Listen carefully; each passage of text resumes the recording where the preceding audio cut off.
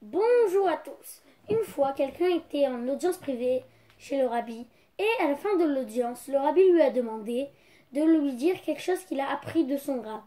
Donc, il a dit que son rave il avait fini un traité talmudique, traité Chagiga, et il avait posé une question sur le verset qui dit Poche Israël mleim mitzvot karimon. Donc, que les fauteurs d'Israël sont remplis de bonnes actions comme la grenade.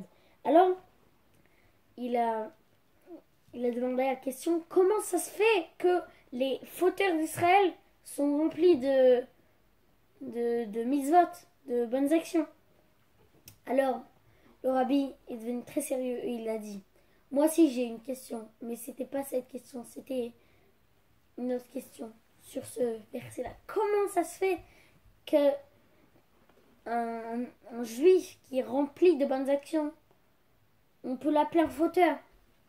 Alors, dans la paracha de cette semaine, parachat Noach, on parle, le verset nous dit que Noach c'était un homme pieux dans sa génération. Et le commentaire de Rashi ramène des commentaires et il dit, mais raboutez-nous de nos sages disent favorablement, ils jugent favorablement et ils disent que Noach c'était un homme pieux malgré son mauvais entourage. Mais si il serait à l'époque d'Abraham Avinu, il serait beaucoup mieux.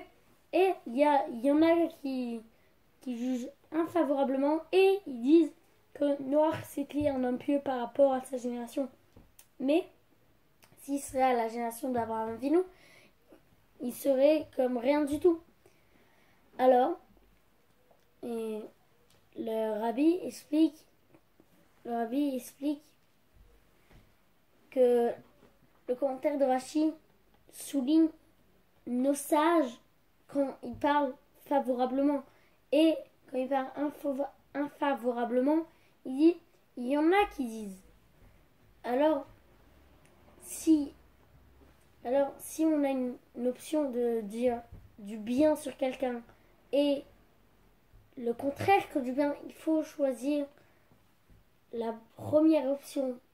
Et comme ça, on va faire Avat Israël et on va approcher la venue de Mashiach.